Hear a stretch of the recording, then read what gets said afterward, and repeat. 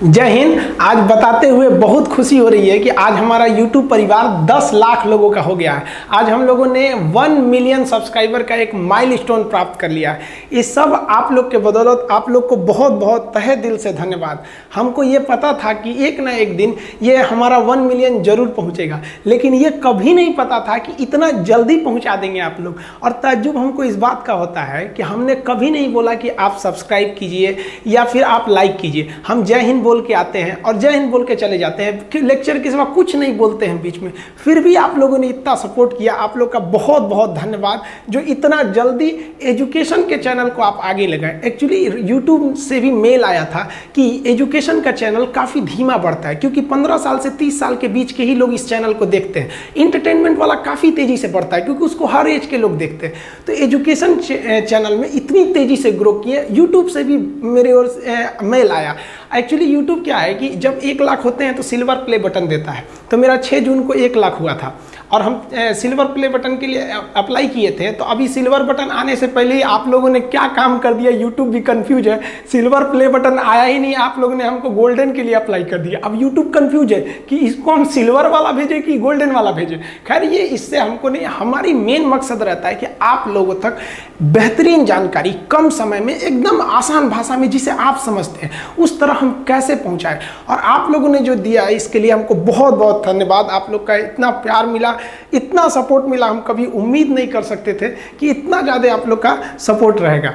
साथ ही आज के दिन हम अपने सारे गुरुजी लोग को धन्यवाद कहना चाहते हैं जो हमको नर्सरी से लेकर PhD तक पढ़ाएं, मार के पीट के जैसे भी पढ़ाना पड़ा। हमको याद है हम BSc सेकेंड ईयर में भी अपने टीचर से तमाचा से पिटाए थे, लेकिन आज उन्हीं लोग की इस मार पीट का नतीजा है कि जो आज हम आपको इतने बेहतरीन ढंग से आसान भाषा में कठिन से कठिन चीज़ों को समझा पाते हैं। हमारी भी कोशिश रहेगी कि आप हमसे जुड़े हैं, आपने इतनी बड़ी जिम्मेदारियाँ दे दी। अब बताइए किसी का परिवार 10 लाख का परिवार कर दिया, कितनी जिम्मेदारियाँ होंगी।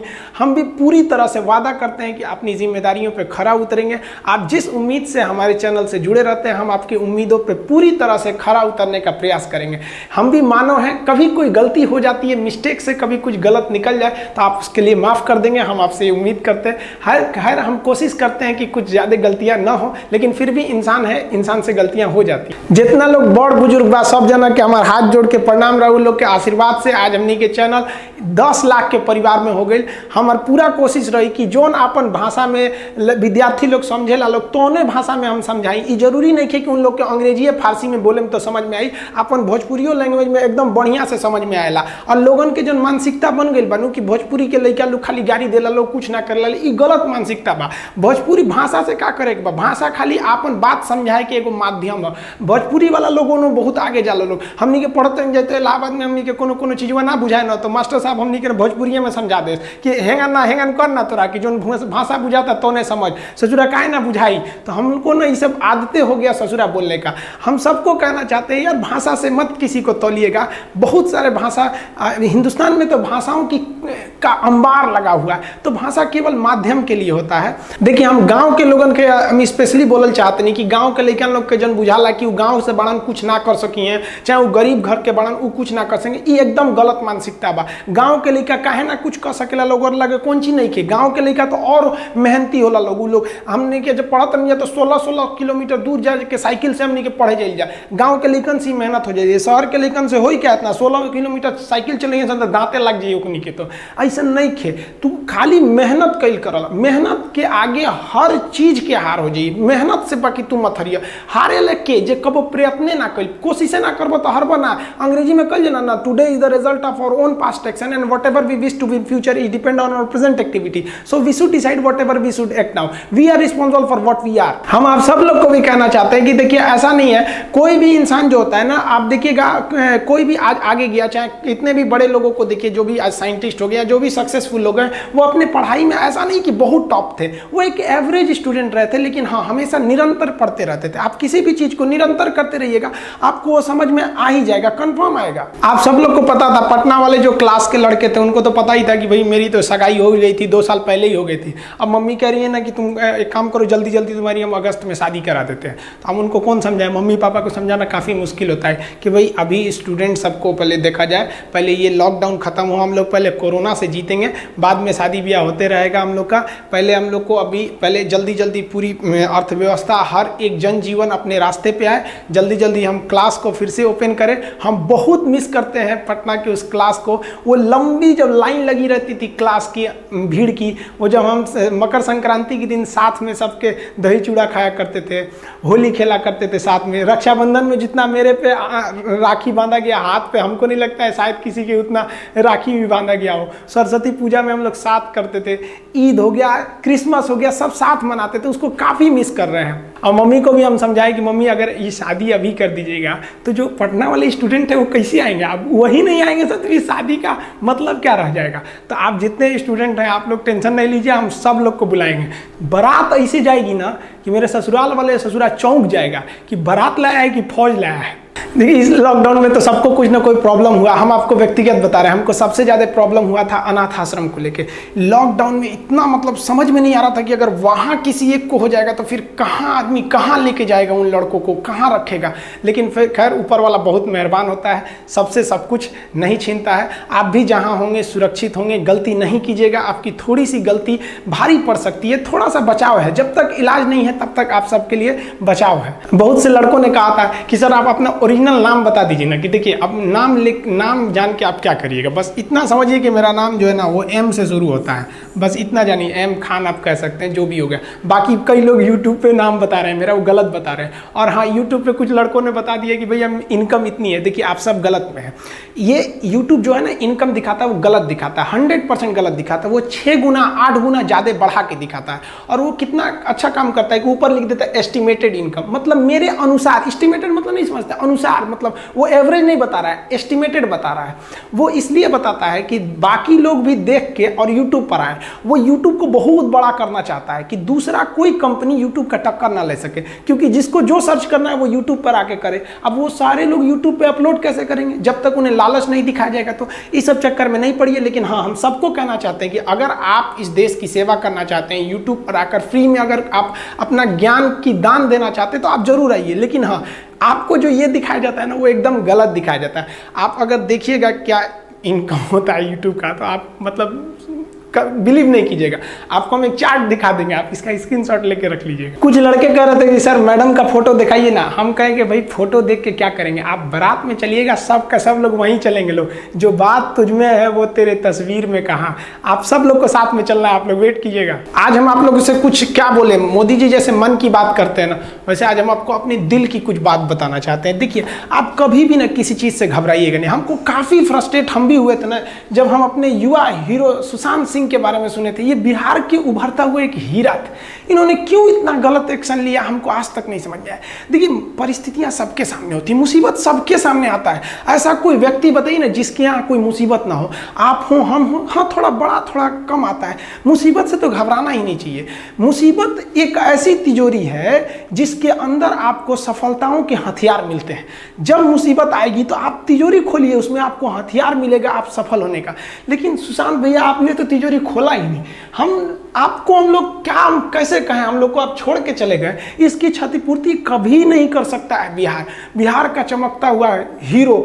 हम लोग ने जो आपकी मूवी देखी, जो छिछोरे मूवी थी, जो आपका धोनी में जो रोल निभाया था, क्या कहें हम आपको, आपने क्यों छोड़ के चले गए हम लोग को। हम क्या बता सकते हैं कि हम लोगों को कितना लॉस हुआ। हम आप सबको कहना चाहते हैं मुसीबत सबके आगे होती है। आप बताइए ये बच्चों को मुसीबत देख सकते हैं, कितनी गरीबी इनके सामने है, क्या इनकी ज़िंदगी अच्छी है? नहीं, लेकिन ये भी संघर्ष करते हैं। तो अगर आप खुद को फ्रस्ट्रेट हो के देखना चाहते हैं तो आप अपने से बड़े लोगों को देखिए, आप फ्रस्ट्रेट हो जाएंगे। लेकिन आप खुश रह के जीना चाहते हैं तो आप अपने से छोटे लोगों को देखिए, फिर आपको लगेगा कि नहीं यार ज़िंदगी ने तो हमें बहुत कुछ दिया। पता है इन बच्चों का भगवान ने इनसे बचपना छीन लिया।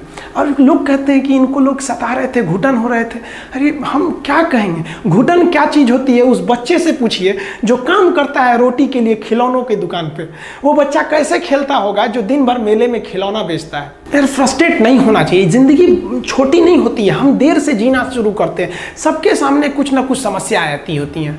हम आपको अपनी बात बताते हैं कि जब हम पटना आए, सोचे कि अब कोचिंग स्टार्ट करेंगे, यहाँ से पढ़ाएंगे। हमने यही सोचा था कि कोई भी लड़का पैसे की कमी से हमारे यहाँ से नहीं लौट सकता। आज भी हम आपको कहते हैं, आपको भी पता होगा जो पटना में क्लास करते होंगे, कि पैसे के प्रॉब्लम से तो कभी कोई लड़का हमारे यहाँ से गया ही नहीं। लेकिन फिर भी हम आपको अभी भी कहते हैं कि आप कोई भी ऐसा लड़का नहीं है जो पैसे के प्रॉब्लम से हमारी क्लास से बाहर गया हो। लेकिन जब हम स्टार्ट किए थे ना, तो हम पटना में, मेरा शुरू में कोई मकान वगैरह नहीं था, तो हम रूम लेने के लिए गए थे, फ्लैट लेने के लिए। तो हम फ्लैट गए, हम नॉर्मली एक फ्लैट था, ये नहीं था, मैं एक चीज़ आपको समझने के लिए बना दिया। तो वहाँ गए ना, तो उनको हमने बता दिया कि भैया हाँ इतना रेंट है। तो कहे ठीक है, सामान वगैरह रख लीजिए। उन्होंने कहा कि आप आधार कार्ड दे दीजिएगा। हम कहे ठीक है, हम आपको प्रिंट करके दे देंगे। पूरे सामान वगैरह रख दिए। जब हम उनको आधार कार्ड अपना दिए ना, तो उन्होंने देख लिया कि ये तो मुस्लिम है। वो कहे कि आप अभी मेरा मकान खाली कर दीजिए, हम मुस्लिम को नहीं देते हैं।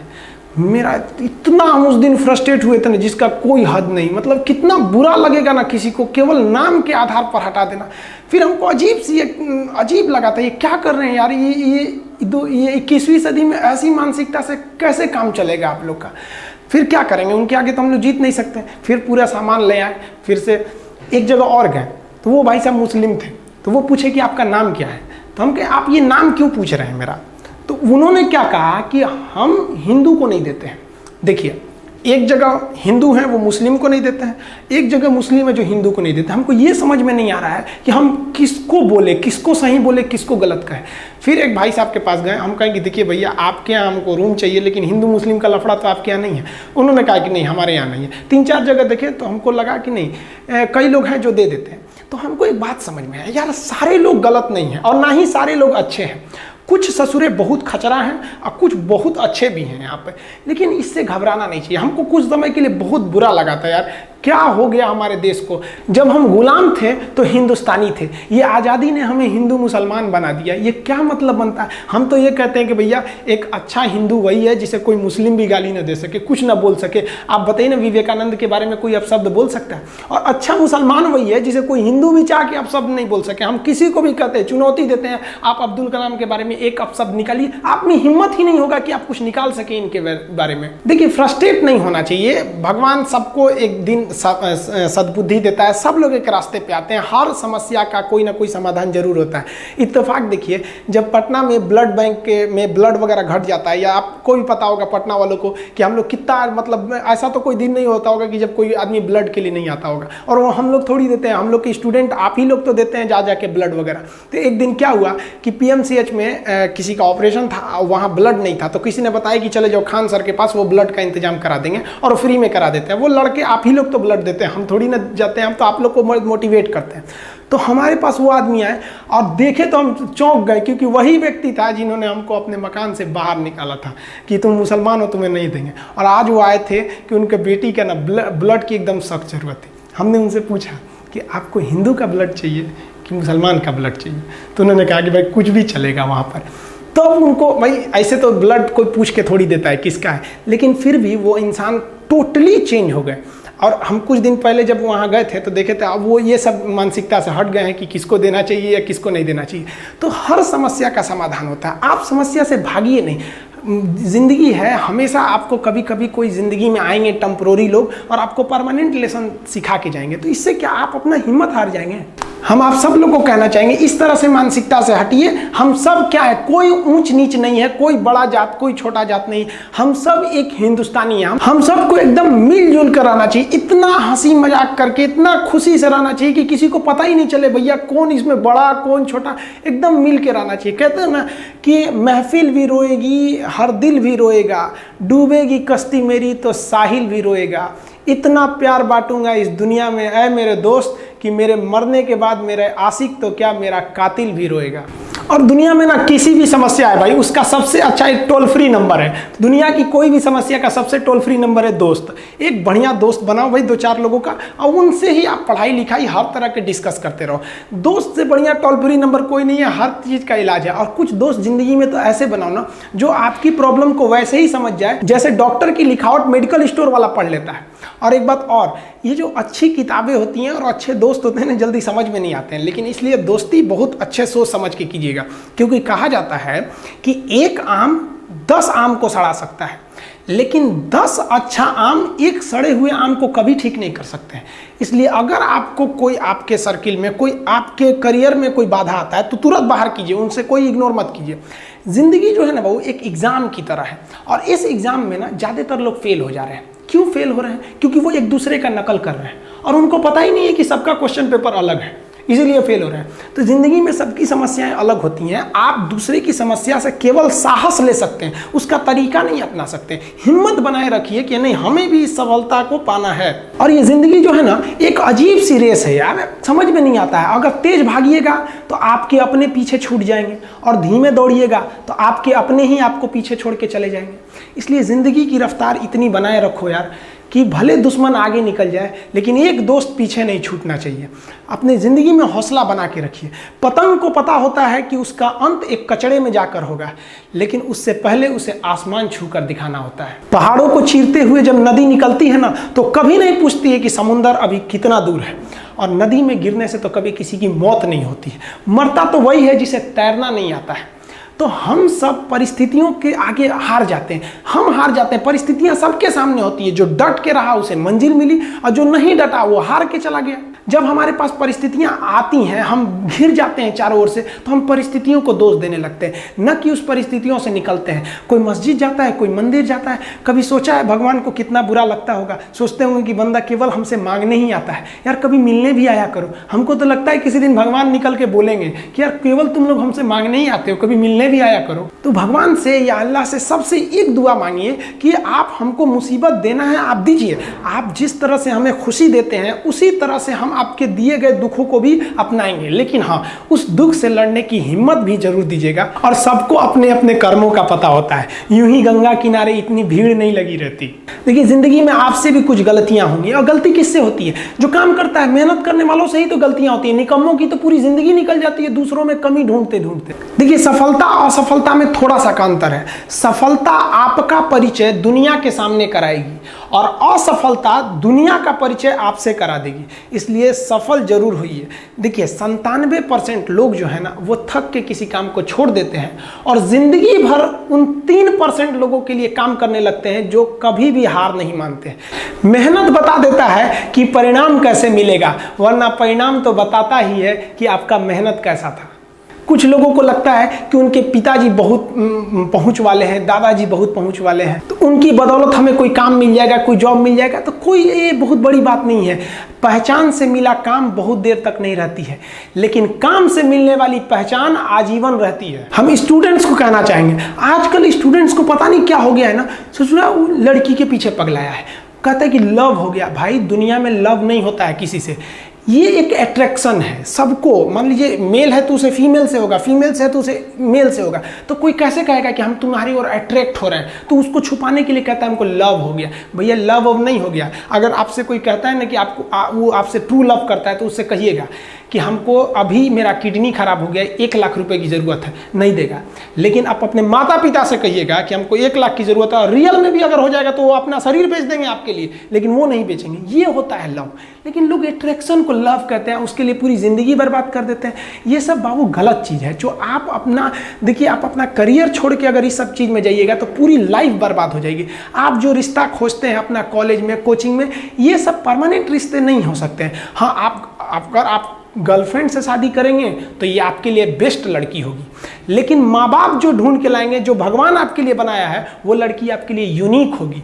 If you will best you will number 1, and if you will unique you will only 1। तो याद रखिएगा, जो भगवान आपको बना के जोड़ता है ना, वो रिश्ता सबसे अच्छा होता है। अपने माँ बाप को देखिए ना, क्या झगड़े नहीं हुए, लेकिन आज भी वो लोग एक साथ रहते हैं। लेकिन फिर भी आप देखिए आजकल के जो वेस्टर्न कल्चर आ गया, क्या वेस्टर्न कल्चर हो गया समझ में नहीं आता है। प्यार और छोहाड़ा, इसकी ज़िंदगी ना 1 साल होती है, 1 साल में ही खराब हो जाता है। ये वेस्टर्न कल्चर है, हमारी भारत की संस्कृति नहीं है।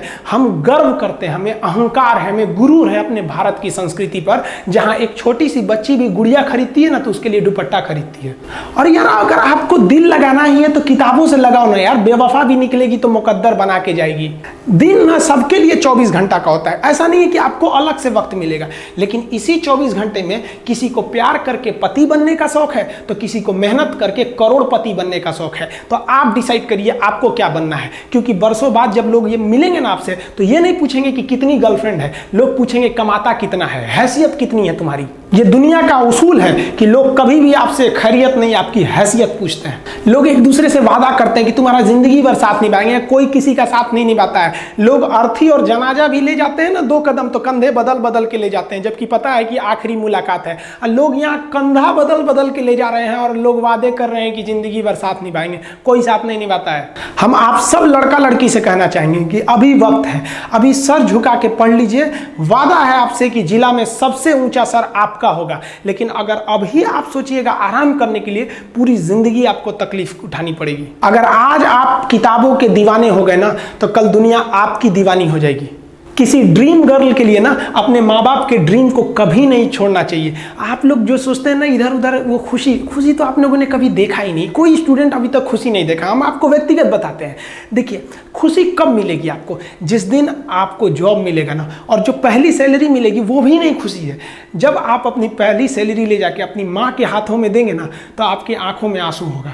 आप याद करेंगे कि जिस माँ की उंगलियों को पकड़कर हमने चलना सीखा, आज उसको हमने अपनी पहली कमाई दिया है। और जब कमाने लगेंगे ना तब समझ में आएगा कि लाखों रुपए की अहमियत कुछ नहीं है वो 1 रुपए के आगे जब माँ स्कूल जाते वक्त दिया करती थी। और गौर से देखा करो अपने माँ बाप के आंखों में, ये वो आईने होते हैं जिसमें बच्चे कभी बूढ़े नहीं होते। देखिए, जीवन में ना अपने अंदर से अहंकार बिल्कुल निकाल दीजिएगा। अहंकार बहुत ही खराब चीज है। कहते हैं कि अहंकार में इंसान को इंसान नहीं दिखता, और छत पे चढ़ जाओ तो खुद का मकान नहीं दिखता। अहंकार नहीं करना चाहिए। छत को बहुत गुरूर था छत होने का, 1 मंजिल और बनी और छत फर्श हो गया। अहंकार कभी नहीं कीजिएगा। तूफान ज्यादा होती है तो कश्ती डूब जाती है, और घमंड ज्यादा हो जाती है तो हस्ती डूब जाती है। जिस दिन आपको घमंड होने लगे ना अपने आप के ऊपर कि हम बहुत बड़े हो गए हैं, हम बहुत पढ़ लिए हैं, हम बहुत सक्सेसफुल मैन हो गए, हम बहुत बड़े बिजनेसमैन, हम बहुत, मतलब जिस दिन आपको घमंड हो गया ना उस दिन आप शमशान घाट में जाके देखिएगा आपसे नायाब लोग, आपसे अच्छे लोग वहां खाक बन गए। दुनिया में ना किसी से जलन नहीं रखनी चाहिए। देखिए, माचिस जो होता है ना दूसरे को जला देता है, लेकिन कभी माचिस को देखें वो खुद को भी जला लेता है। अतः अगर आप दूसरे की बुराई करेंगे, दूसरे के पीछे रहेंगे ना तो इसमें आपका लॉस होगा। और अगर आपकी कोई बुराई कर रहा है ना तो आपको खुश होना चाहिए कि आप आगे बढ़ रहे हैं। बुराई उसी का लोग करते हैं जो आगे बढ़ रहा होता है, जो पहले गिरा हुआ है उसकी लोग क्या बुराई करेंगे। और जब भी आपकी कोई बुराई करे तो आप उसे सहज स्वीकार करें, और आप उसे प्रूव मत कीजिए कि हम ये नहीं हैं। हम लोग गलती क्या करते हैं स्टूडेंट लोग कि प्रूव करने लगते हैं। नहीं, आपको अपने आप को इंप्रूव करना है। अगर कोई गलती हो गई है, आपको कोई बुराई कर रहा है तो आप उसको सहज स्वीकार कीजिए। जिस दिन आपके अंदर अपनी बुराई सुनने की क्षमता आ गई, यकीन मानिए आप सफलता के दहलीज पे अपनी पहली कदम रख दिए उसी दिन। लोहा जो होता है ना उसे कोई नहीं तोड़ सकता है, लेकिन उसी लोहे के अंदर का जो जंग लग जाता है ना, धीरे धीरे दीमक की तरह उस लोहे को खदड़ते जाता है। इसलिए अपने अंदर अहंकार को मत लाने दीजिएगा। लोग कहते हैं ना कि अहंकार बुरा है। जीवन में हम जो अनुभव किए हैं, अहंकार से भी खराब चीज होता है गुस्सा। देखिए, अहंकार उत्पन्न ही नहीं होगा जब तक आपको गुस्सा नहीं आए। आप ऐसे नॉर्मल बैठे हैं और आप किसी से कहिएगा कि तुम्हारी क्या औकात है, जब तक आपको गुस्सा ना आए। तो अहंकार एक पेड़ है और गुस्सा उस पेड़ का जड़ है। इसलिए गुस्सा जिस दिन आया उस दिन आप बर्बाद हो जाएंगे। किसी भी व्यक्ति को बर्बाद कराने के लिए सबसे जरूरी है गुस्सा दिलाना। आपको पता है लोहार जो होता है, लोहार वो जानता है कि लोहे को हम ऐसे नहीं मोड़ सकते हैं, बहुत ही शक्तिशाली है। इसलिए लोहार ना इस लोहे को ना आग में डाल के इसे गुस्सा दिलाता है। जब ये गुस्से से लाल हो जाता है ना तो जहां गुस्सा आया आप अपनी ताकत खो देते हैं, और ये लोहा अपनी ताकत खो देता है और एक मामूली हथौड़े के चोट से लोहा मुड़ जाता है। तो जिस दिन आपको गुस्सा आ गया, समझ जाइए कि आप अपनी ताकत खो रहे हैं। जब हम जन्म लेते हैं तो जन्म से ही हमारी जीभ रहती है और मरने तक हमारे साथ जीभ रहती है, क्योंकि वो बहुत ही नरम रहती है। उसे गुस्सा वो बहुत हार्ड नहीं होती है। लेकिन जन्म लेने के बाद दांत आता है और दांत काफ़ी कड़ा होता है और मरने से पहले ही दांत चला जाता है। यानी अगर आप नरम रहेंगे तो काफ़ी लंबे समय तक रहेंगे, और जहाँ हार्ड होंगे आप वहीं आपका पतन चालू हो जाएगा। इंसान 3 साल में बोलना सीख जाता है, लेकिन उसे क्या बोलना है ये सीखने में उसे पूरी जीवन लग जाती है। शब्दों का इस्तेमाल बड़ा सोच समझ के कीजिएगा, ये आपके माँ बाप के दिए गए परवरिश का एक सबूत होता है।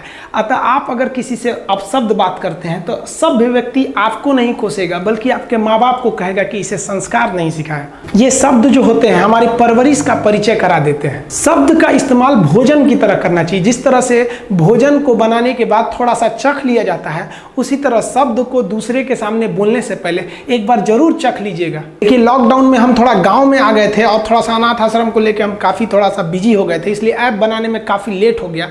लेकिन अब बहुत जल्दी ऐप आने वाला है। जो दरोगा के स्टूडेंट हैं उनको हम कहना चाहते हैं कि देखिए आप पीटी पास कर चुके हैं, ऐसा नहीं है कि आपको कुछ नहीं आता है, आपको थोड़ा सा बस रिफ्रेश करने की ज़रूरत है। जो इंपॉर्टेंट चीज़ें हैं उनको डिस्कस करने की ज़रूरत है। तो हम हर सब्जेक्ट से जितने भी इंपॉर्टेंट चीज़ें रहेंगे जो एग्जाम में पूछे जाते हैं और जो विगत सालों में पूछा है, उन सब का एक समरी बनाकर हम आपको पर सब्जेक्ट वाइज हम आपको डिस्कस करते रहेंगे। वो ऐप पर भी, यूट्यूब पर भी, यूट्यूब पर तो फ्री रहता ही है। हम आपको वादा करते हैं कि ऐप पर भी जो दरोगा का हम बताएंगे वो एकदम फ्री ऑफ कॉस्ट बताएंगे।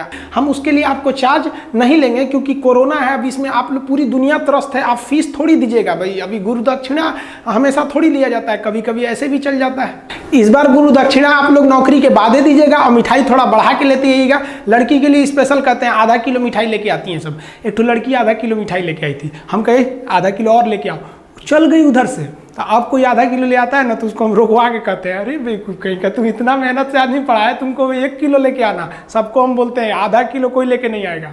ऐप पर जो रेगुलर क्लास भी है अब उसको भी बहुत जल्दी अब रेगुलर क्लास वालों को भी चालू कर दिया जाएगा। कई लड़के कमेंट कर रहे हैं कि सर आप पंखा क्यों नहीं लगा लेते हैं, आपको पसीना होता है। हम क्या बोले आप लोग को, जो पानी से नहाएगा वो अपना लिबास बदलेगा, जो पसीने से नहाएगा एक दिन इतिहास बदलेगा। एक दिन हम सब लोग मिलकर अपने हिंदुस्तान के इतिहास को बदलेंगे, फिर से इसे हम सोने की चिड़िया बनाएंगे। और आप निरंतर मेहनत करते रहिए, दूसरे का देख कर नकल नहीं कीजिए। सीढ़ियाँ उन्हें मुबारक हो जिन्हें छत तक जाना है, आपकी मंजिल आसमान है, रास्ता आपको खुद बनाना है। अपनी मंजिल को भुलाकर जिया तो क्या जिया, है दम तुझ में तो उसे पाकर दिखा। लिख दे खून से अपनी कामयाबी की कहानी और बोल उस किस्मत को, है दम तो मिटा के दिखा। एक बार फिर से आप सब लोग का बहुत बहुत धन्यवाद जो आप लोगों ने हमें 10 लाख के परिवार में पहुंचाया।